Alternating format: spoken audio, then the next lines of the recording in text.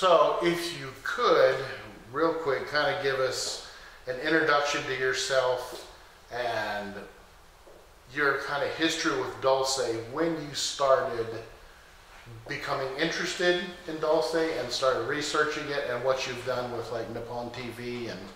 Sure. You know, I became aware of Dulce, New Mexico, actually in 1988. The very same time that I became aware of a place called Area 51 in Nevada.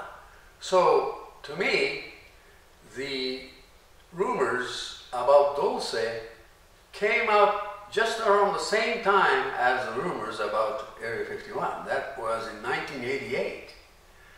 Of course, prior to 1988, there were some rumors about Dulce because going back to 1967, the United States government exploded an atomic device about 22 miles southwest of Dulce, New Mexico, in a forest area right next to the Jicarilla Apache Reservation. And this was called Project Gas Buggy, which took place on December 10th, 1967. And the government said to the local people there, don't worry about this, because this is going to help that whole region, because the government was convinced that by exploding this nuclear device about 1.5 miles underground in that forest, that will create the more flow of natural gas, and it will loosen everything, you know, the hard rocks there underground, and natural gas would be more abundant. So the people in Dulce and Farmington and Aztec and nearby localities were notified by the government. Don't get worried if the earth shook, you know, like an earthquake, but don't worry about that, because this is an important project. So everybody, you know, understood it. So there was no controversy at that time.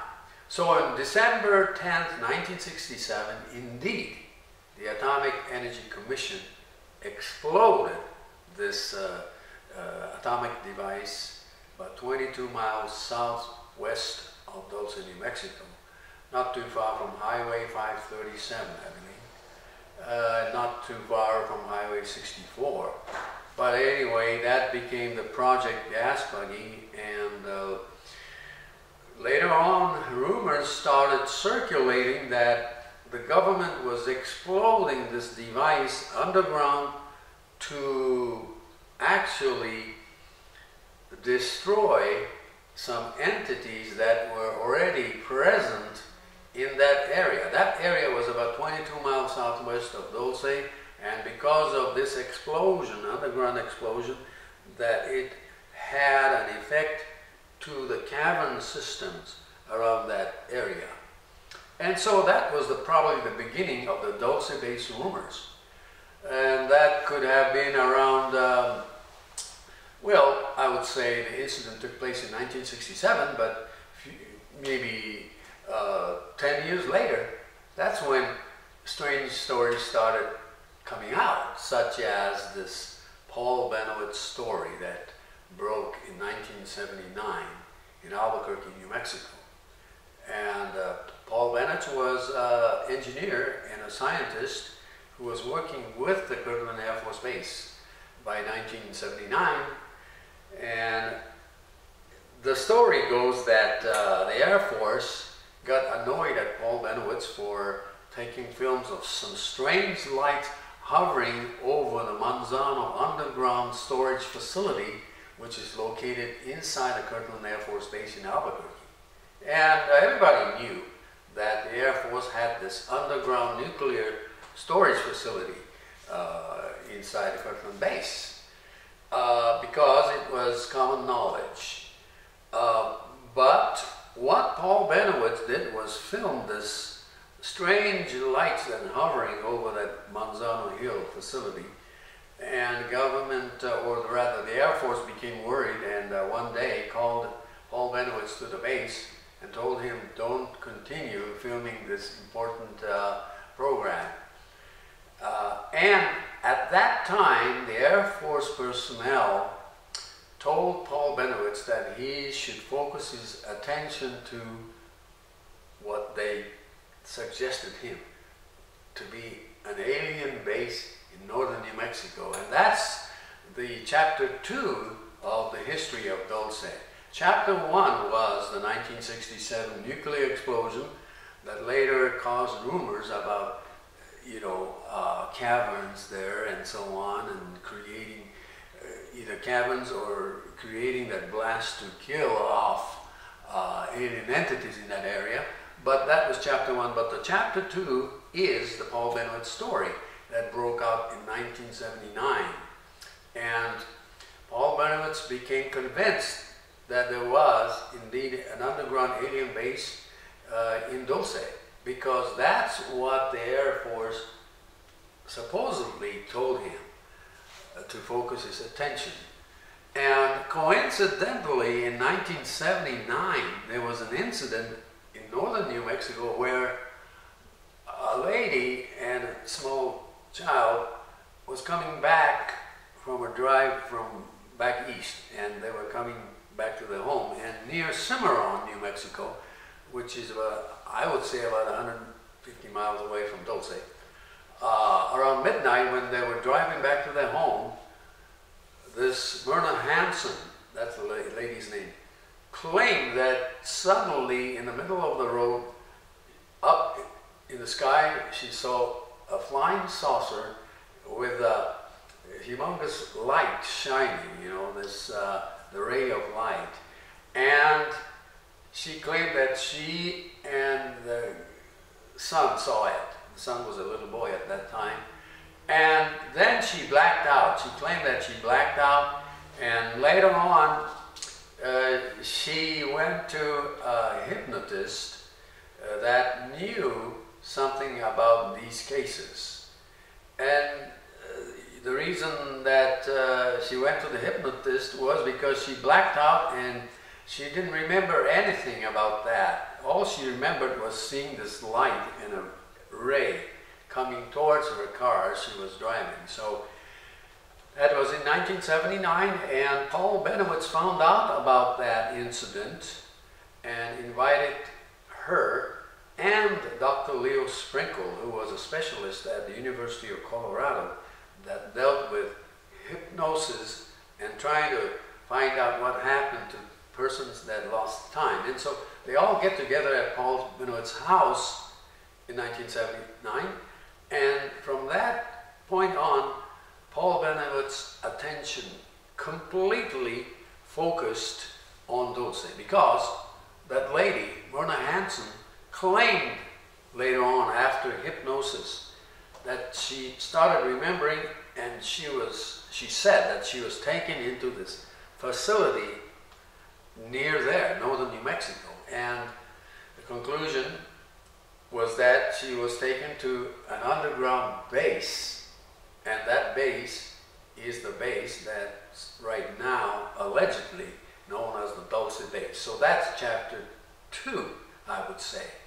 And then came other people who started talking about the Dulce base, people like Tal Levesque. Tal Levesque in 1982 or 1983, he used to live in Santa Fe, New Mexico, and he was working as a security guard at a private company in Santa Fe, New Mexico. And sooner or later, he found out that his co-worker, who Tal Levesque says was Thomas E. Costello, and Tal Levesque, who I know personally, he claimed that Thomas E. Costello worked together with him at this private firm in Santa Fe, New Mexico, and one day Thomas E. Costello told him that he was a security guard before at this secret facility called Dulce Base. And that's chapter 3. And once that Tal Levesque story and the Thomas E. Costello story broke out, then people like John Lear and many other folks started talking about it. And that was the mid-1980s, and finally in 1988, the Dulce story was brought up again by John Leader, and at the same time John Leader brought up the story of Area 51 in Nevada.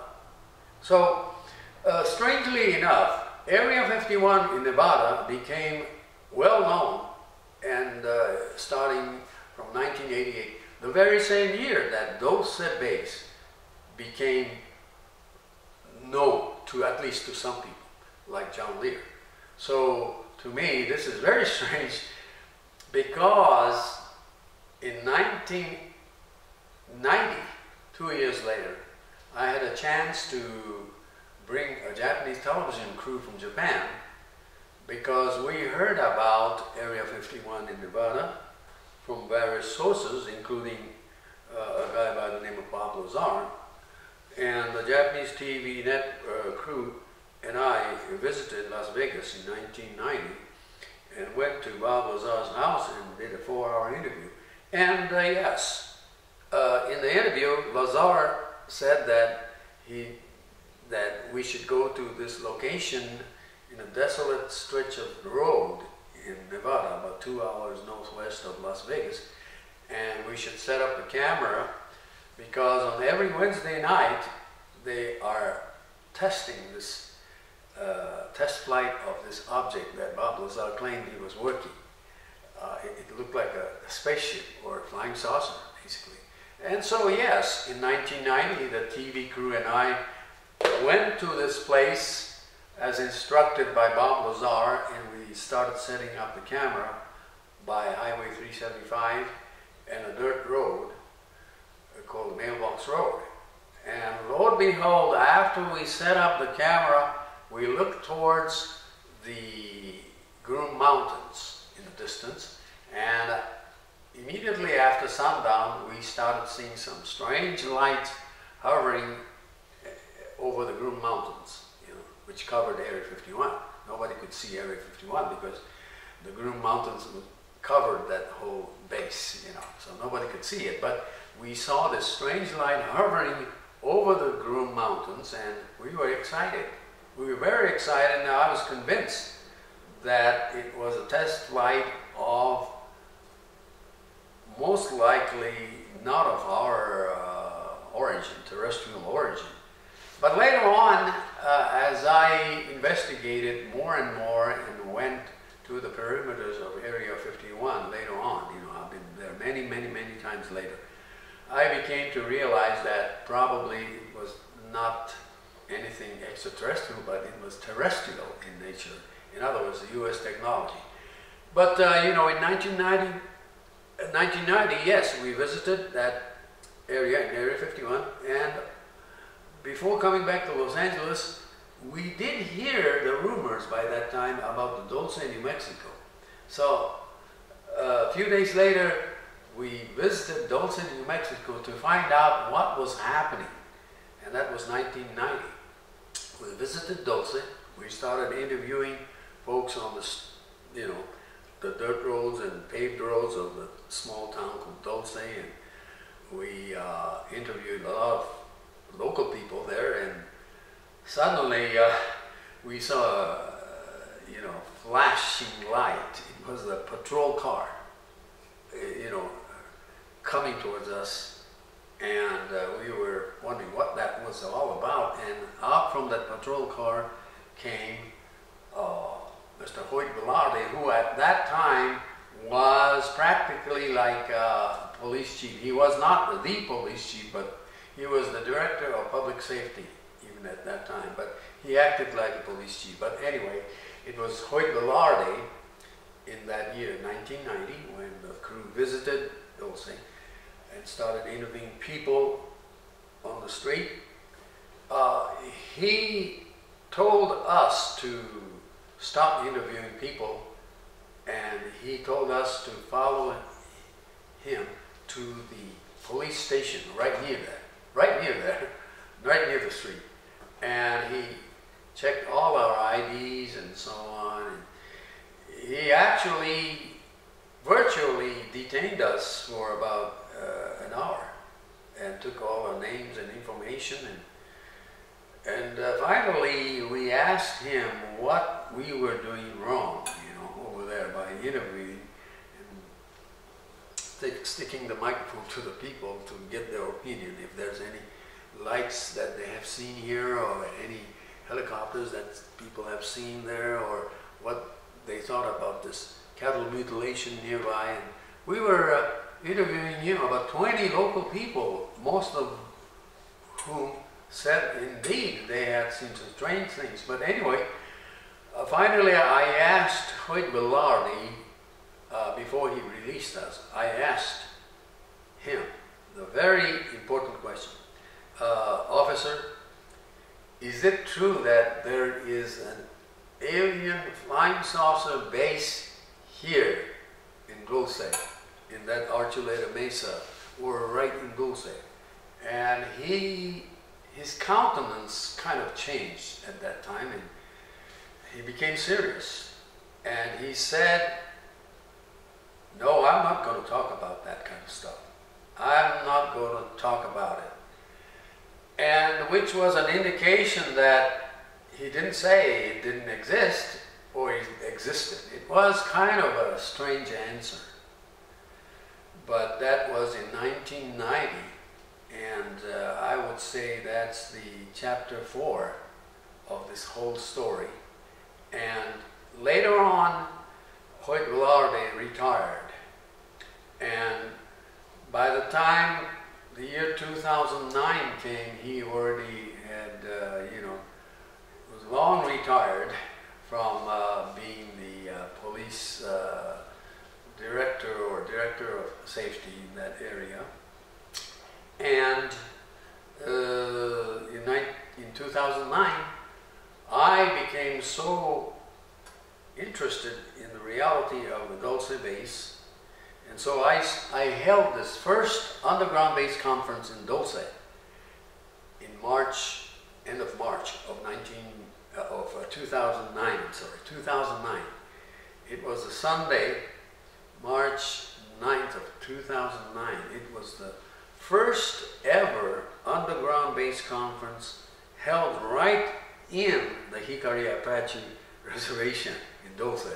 And nobody has done that before. The reason I wanted to hold that conference was because I got tired and I wanted to find more in depth, whether it's true or not, that there is some kind of a base in or near Dulce, in or under Archuleta Mesa.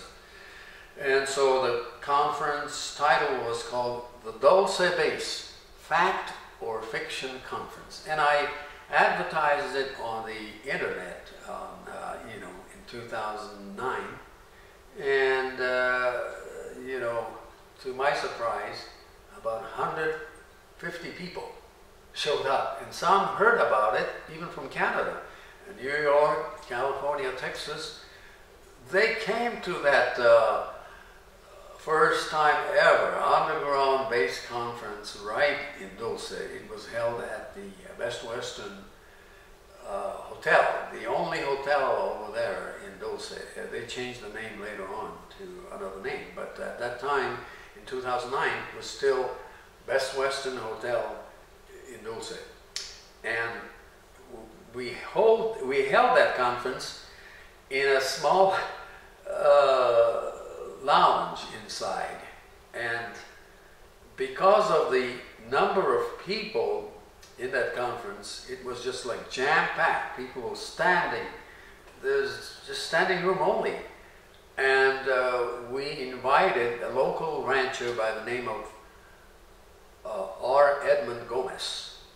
And we also invited that Gabe Valdez, who used to be the New Mexico State Patrol officer in charge of Dulce for many years.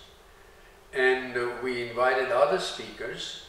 And this was actually what I call the first time ever town hall meeting of some sort. And strangely enough, the local people also came. I was so surprised. And it was a tremendous success, but one strange thing happened. on that Sunday morning, March 29th, I believe, 2009. Early in the morning at the Best Western Hotel, around 6 a.m., a lot of us who were staying the night before at that hotel, Saturday night, we were woken up by a strange loud sound as if there was a blade of helicopter right above the hotel. And lo and behold, some people who went outside claimed that they saw two military helicopters hovering over the Best Western Hotel on the morning of that conference. And they went away. And later on in that conference, local people testified that indeed that morning they saw two military helicopters hovering over Best Western Hotel where the conference was being held. And what's also interesting is that once the conference began at 10 o'clock, the conference began at 10 o'clock in that lounge of the Best Western Hotel, and it was jam-packed, as I told you. It was so jam-packed that by the time Edmund Gomez, who was the first speaker, started speaking about how his family's cows were all mutilated strangely by somebody,